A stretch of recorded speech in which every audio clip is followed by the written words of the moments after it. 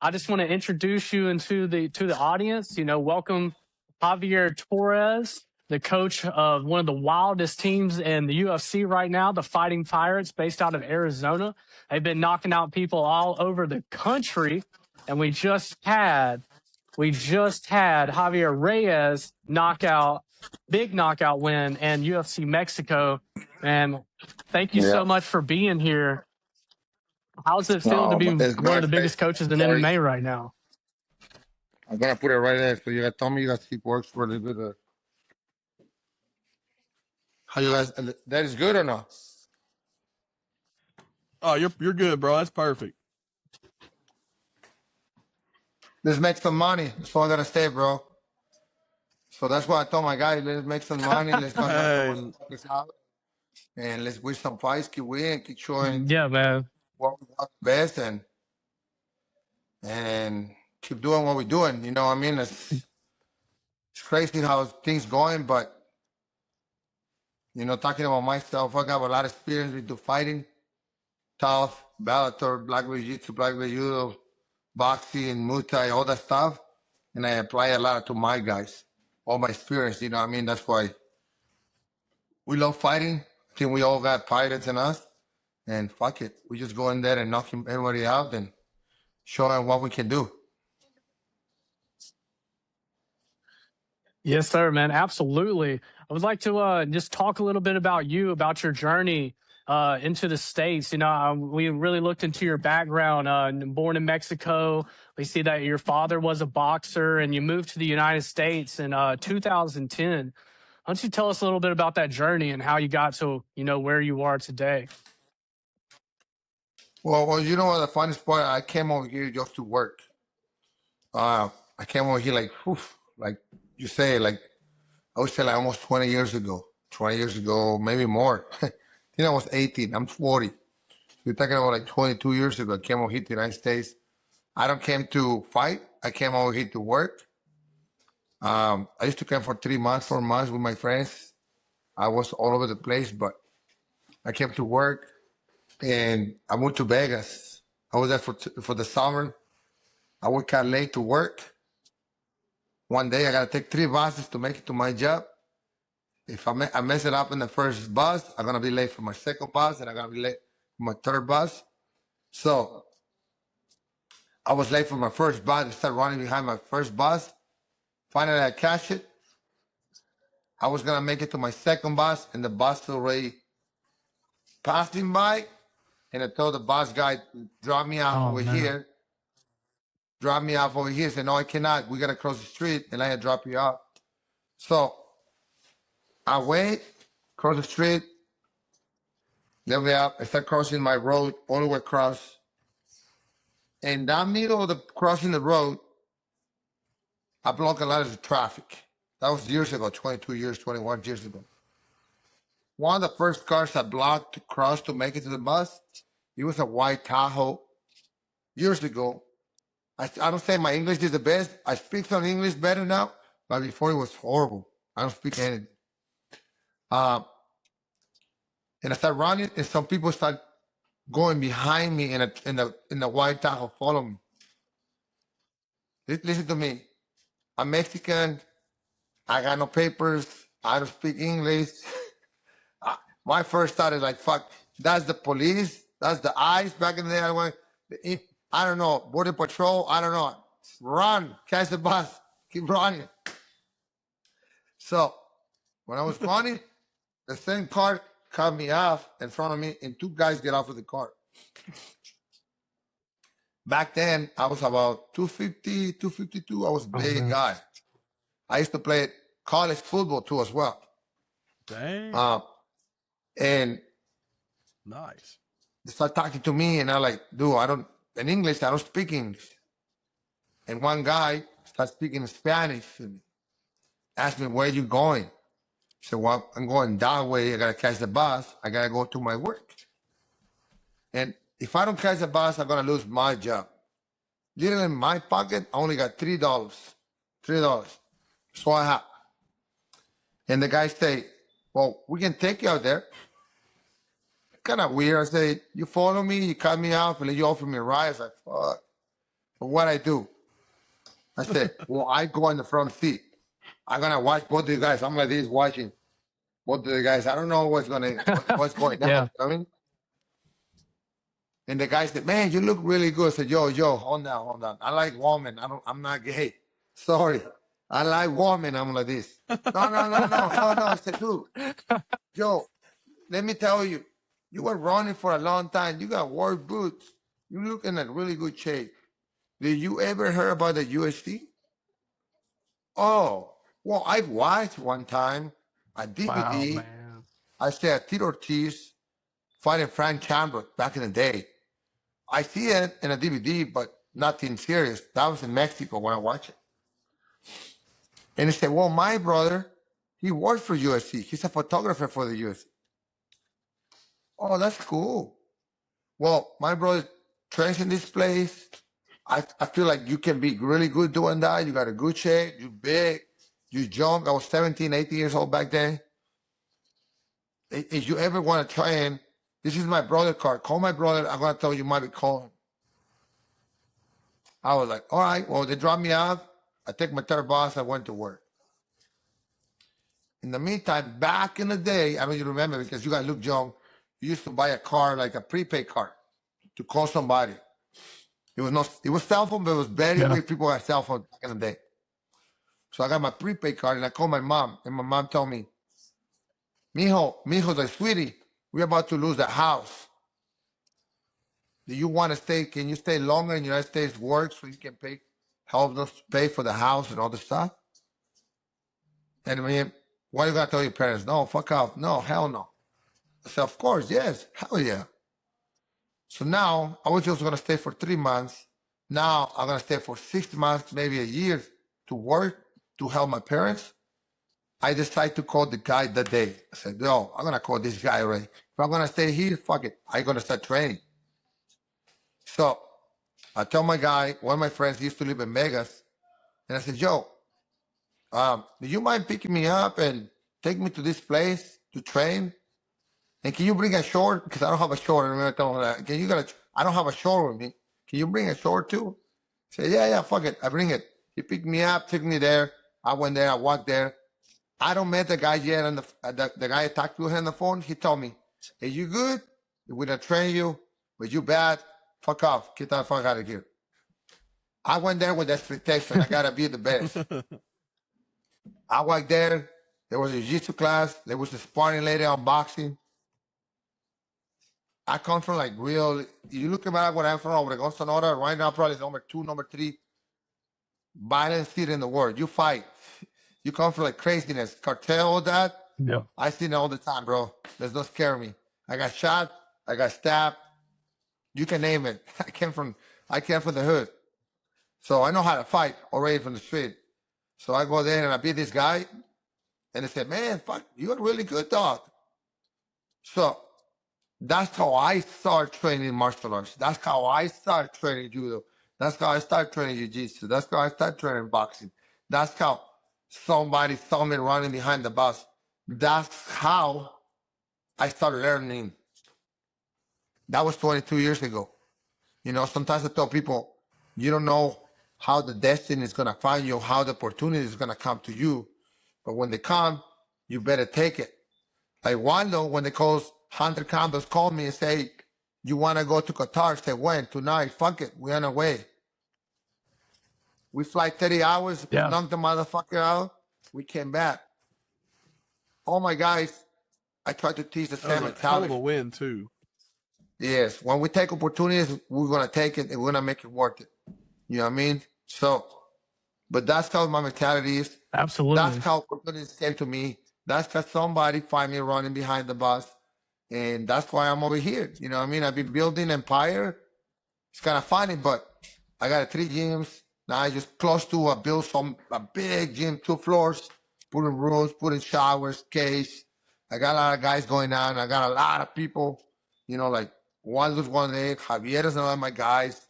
Christopher Edward fighting a contender first season. He's fighting for LFA next Friday. I got a guy fighting on the 12th in Los Angeles. I got guys fighting in Miami. I got guys, boom, boom, boom, everybody.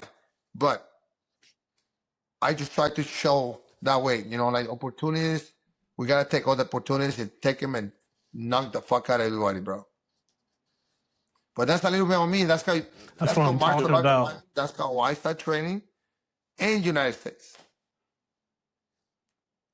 You know what I mean? Man, that's an So amazing story, man. And just speaking of opportunities, man, we really appreciate the opportunity for even being able to talk to you and be able to get to hear of your course, story, guys. man. That's amazing, dude. Hell of a hell of a story. Hell of a story. You competed on the Ultimate Fighter season 13. What was it like being coached by getting to meet Brock Lesnar, Junior Dos Santos? What was it like being on that show?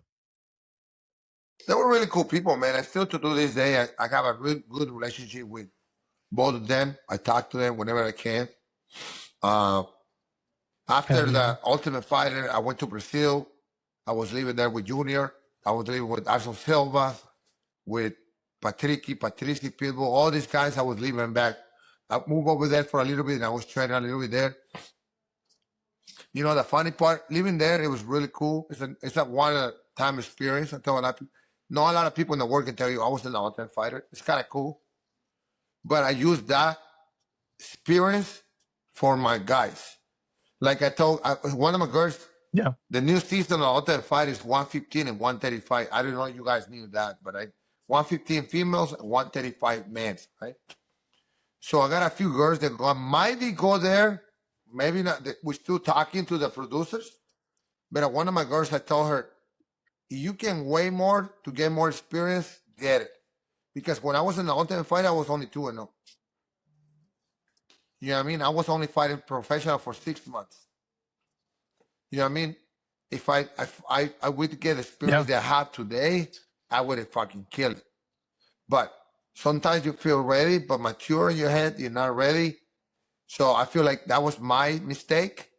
Also, my other mistake being an Ultimate Fighter, I went one division down instead of going one up on my division. But opportunities don't come around twice. I tried for 185. They said, no, we don't want to do 85, we want to do 170. You want it or no? Fuck it, I do it. I tell you, I used to walk around 250 pounds. I was a big motherfucker. And I did it. I can't wait because the opportunity came to me. But in the Ultimate Fighter, you're walking around like you don't know when you're going to fight. Maybe you fight tomorrow. Maybe you fight in 10 days. Maybe you fight. So you're always in a diet. And that's the hardest part for me. You got Tony Ferguson walking around fucking eating a sneaker bar, eating a pizza, fucking walking around 172. He got to fight 170. You know what I mean? That's the part. So you should be going through your division or one up to feel comfortable. Why? Because you might be do 3 weight cuts in like 3 weeks. You don't know. That's the only hard part. So my recommendation to be an Ultimate Fighter to a lot of guys, go one up weight class. That'll be the best thing you can do. You know what I mean? So Nice. that's the thing. But it was really cool, man. I still talking to these guys. I love it. Huh? Go ahead. That's amazing, man. And you're not only just coaching. I mean, in 2025 last year, you got back-to-back TKO wins. I mean, you're whipping ass in the octagon. You're teaching how to whip ass. I mean, y'all just got a lot going on over there at UKF Gym. Well, I tell my guys and everybody, and it's funny because I'm a leader by example. If I tell you wanna do 20 rounds, I'm doing it with you. If I tell you wanna do 20 sprints, I'm doing it with you. I'm showing you I'm 40 and you 20. You cannot do it. Get the fuck out of here. Come with the right mentality. To show me you really want it. Dude, now and then, a lot of people that are weak, this is a fight. Yeah, you gotta be strong everywhere, bro. You know what I mean? So, yeah, man. My goal for December when I came back, he was gonna do 3 fights, 3 weight classes in 3 countries. But the last guy on the 20 pull out. I offered an online. I give $2,000 to anybody fight me up on the 20 to knock me out. And anybody tap me, I give it 5,000. I put it on social media. It was all over. I don't care. But nobody want to fight me, fly to Mexico, fight me, whatever. But I'm focused on my guys right now. But after I'm done with my guys, I told myself, I'm going to do 3 or 3 again. 3 fights, 3 countries, 3 different weight classes, anywhere. I like to do things nobody does. You know, like my guys, like Waldo, we did That's right. 5 fights in 1 year. I want to do 3 fights, 4 fights in Yeah, 1 month. incredible. Who can do that? Tell me. Yeah, that's impressive, man. Man, it sounds But like if yeah, man, anybody that's can do it, your guys can do it. why. When it comes to coaching Waldo, you've been coaching him since 2018. What first drew you to Waldo as a fighter, and like how has your relationship evolved as he's climbed up through the UFC rankings? You know what? What I see a lot of potential in people. Like people say, how do you find? Like somebody was asking me that last week in Mexico. Say, how do you find these guys? How do you find? They say some people they find me. I find them because I see what a lot of people say. Oh, I'm good in this. I'm good in that. Come on, show it to me. Let's spar. Let's grapple. I really see what you can have or where you're gonna break. Yeah, I mean, some of my guys, that's what I see in Waldo. Back then, Waldo got a lot of heart. He wanted to fight, but he don't knew how. He come from baseball. He was doing boxing. Also, Waldo was Yeah, very and not a lot of discipline because he come from baseball. And I'm gonna tell a lot of baseball guys that when you already make it, they hand it to you. And fighting is a little bit different, dude. You know, you gotta work for it. You gotta put the work. You gotta train here. You gotta train this. You gotta train this. You gotta grind different. So I changed his mentality. But I tell what, do you trust me? I'm gonna make you a UFC champion. I'm gonna take you to the UFC. You're gonna make a lot of money, but just listen to me. And we've been grinding, and we've been doing it right, man. Same thing with Javier. I yeah, told man. Javier the same thing, dog. When I took Javier, he was with 3 losses in a row. I tell, come with me. I'm gonna take you to the UFC. I'm gonna make you one of the best ones. We get in there. Javier's one. He was the best 145 outside of the UFC. Now he's in the UFC. We just knocked the guy. Only lost or get only finished by Peter Jan, and we knocked him out in the first round. Yeah, I mean, so Yeah, I get a lot of guys out there. I look for the talent. I look for a lot of guys, you know, and I always make a. You more than welcome to come to Arizona if you want to come and train with me. I got my gym, UKF gym, with the fighting fighters, and buy everybody. Hey, fuck it, reach out to me, man. Come over, come and try. Come and check it out what everybody's talking about. And yeah. even you guys more than welcome to come and get some rounds so we can wild on me. Hey, man, I'm on my way to Arizona, man. You just let me know. I'll be there. Yes, Hey, so both yes, of go us, ahead, man. God. Definitely take out some vacation time, man. Dakota, I'll let you lead, man. I'll let you lead. So I was actually excited to talk to you about this, Javier. I went on an Ultimate Fighter binge myself, and I really enjoyed watching your fights. And then I actually did some deep diving on your fights afterwards. Love your spirit in the octagon, man. I love the way you fight. I love the pace you set, the aggressiveness. Really, I'm kind of starstruck. I hate to say it, man. I shouldn't be, but I'm so grateful for the opportunity to be talking to you right now, man. I'm sure you're a very busy man. But I wanted to say I was very excited to see Javier Reyes get that win. I actually watched you guys here in my hometown of Louisville whenever he beat Lance Lawrence, and he looked so impressive. Oh, You you are in Kentucky. UFC. You in Kentucky? Yes, Yes. it was. Hey, Kentucky was really nice, man. I like it a lot. It was really nice people. Only when we fight Lawrence, the day of the fight was 3,000 people like, fuck you, fuck. We fight in the clouds, everybody. It was like, nobody liked us out there. But other than that, it was cool. Yeah, I liked it there. It was really cool to be out there, man. You know, beef. Hey, yeah, me and Javier, we actually eat Kentucky Fried Chicken over there. Tastes different. really?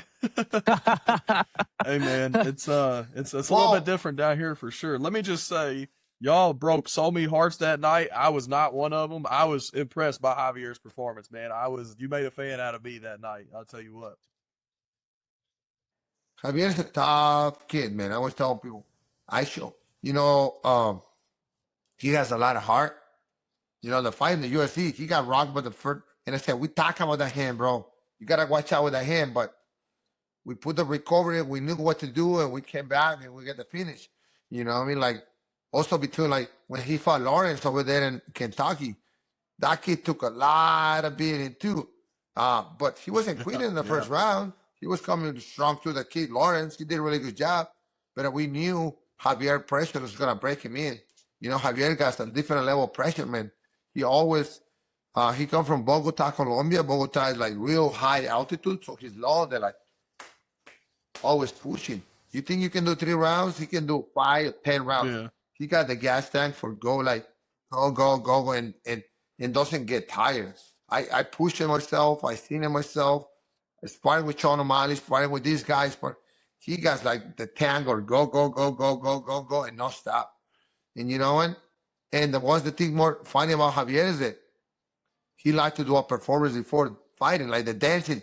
We did a Deadpool over there in Kentucky. We wore the Deadpool mask, and we did the Bye Bye song. That was pretty cool over there too. Yeah. I mean, I don't remember the dance. I forgot about that. That was You remember the dance? Yeah, I do. Yeah, I we do. walk I out remember with it like now, that, man. It was very entertaining. and Yeah, man, we saw like, your it's funny YMCA because like dance UFC, over at in Mexico that one too. people love it. Let me tell you something. The funny part about it, like UFC was giving him a hard time because, oh, you guys gonna take all the time. It's gonna be this production time. It's gonna be this. And after we did it and we won that way, said UFC came to me and said, "You guys can do whatever you guys want. You guys can dance, do whatever you guys want. You guys do That's whatever. right. It's all yours." Because people love it. You know, people love it. It was funny. It was fun. Hey, deserved, man. We just keep taking over, man. What's going But to yeah, be the man, next thank you for the walkout song to opportunity to be here dance with for you the guys. Fighting Pirates? Yeah, we're gonna do a new one. Thank you. Every Man. time, like now, every time Appreciate you, Javier man. fights, everybody expects us to do a dance. You know what I mean? Like I say, the Fighting Pirates do a fighting next week. We fight on Thursday in Combate Global, one of my guys. We fight in LFA. Chris Edwards fight in LFA. And then I got a girl also fighting on the 4th in Honduras. I got a girl fighting on April 10th, Derry Boxing. I got 2 guys fighting Derry Boxing. We fighting in Miami. I got other guys everywhere, bro. The Pirates are taking over. You know, it's funny because a lot of people keep texting me and call me and say, "Dude, you guys are everywhere." We are everywhere, bro. Yeah, We man. are everywhere. It's a reflection of the hard work and your spirit, man. You're pushing success out into not only just MMA but everywhere, man. It's impressive. Anything we can do to help promote them too, man. Let us know, man. We'd love to do whatever we can to help do our part to get them. Yeah, thank you, man. We'll just ladies too. keep popping and showing and supporting the Fighting Pirates, UKAG, over here in Arizona, and let's keep support. All I want to ask for people is support. You know what I mean? And big fights coming, real big fights. You know, like Wilder, we got a big fight coming up. You know what I mean? I don't want to say when, but we got a big fight coming up. That's one fight, one more before the title, but I like the match, and I know we're going to do well with that match. Nice, man.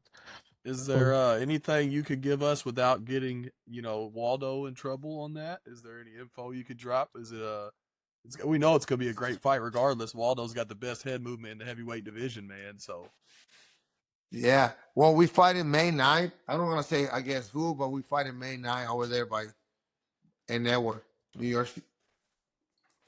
Nice. Hey, Nice. the date is more than enough. The date is more than enough. I got my calendar marked, man. That's all I needed to hear. Thank you so much for the opportunity, Javier. Thank you guys for inviting me. Thank you for love it. everything. Whenever you need help, whatever you guys need, just shoot me a text, shoot me a message. I'm always here for you guys. Thank you for again, because without you guys, we can't do any of this. Love you guys. Thank you so much, Javier. Thank you, bro. We appreciate Love you too, man. Love you Thank too, you man. so much, man. We really, really appreciate it. This is a great opportunity for us, and means the world to us. Fighting Pirates, baby. Yes, let's go. Have a good night, Javier. Thank you so much. Let's go, guys. We appreciate your time, brother. Thank you so much, man. Love you too, man. Go Fighting Pirates. Well, if you stuck around for that whole interview, you just saw Javier Torres bless us with his time.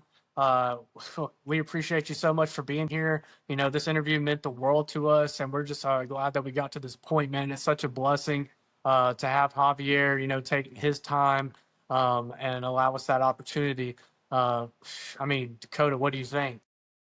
That shit was fucking awesome, bro. I'm not gonna lie to you. I think we definitely gotta send bro a fighter kit for sure. Maybe get one for Javier and Waldo as well. Absolutely, man. Well, if you're still here, please like and subscribe. Comment in the videos, you know, who we should try to talk to next, what we should do next. And we'd love to talk to you guys. Follow us at Fight Talk on Twitter, at Clinch Convo Podcast on Twitter, along with Split the Diff Pod on Twitter. And let's just keep this thing rolling, baby. We got 326 tomorrow, BMF Championship card. Man, it's going to be crazy, man. And we're going to be active on all of our socials. So y'all talk to us. We'd love to talk to y'all. Quick before we get out of here, one quick announcement James forgot to make. Waldo versus Volkov is official. Yes. UFC 328. Don't know if it's going to be headlining, co-main, whatever it's going to be. It's going to be a banger. Give me Salsa Boy and take out Volkov, bro. I'm sorry. Man, absolutely. Within 2 rounds. Within 2 Ooh. rounds, give us Salsa Boy, man. Even Volkov's bolder going to claim. I'm sleep. He's here going to for it, bed. man. That's right. Fighting Pirates, dog. But yeah, if you're here, we appreciate you. And yeah, that's about, you know, James said it all. I'm not as good with words as he is, but we appreciate you guys. Have a good night, everybody. Sir.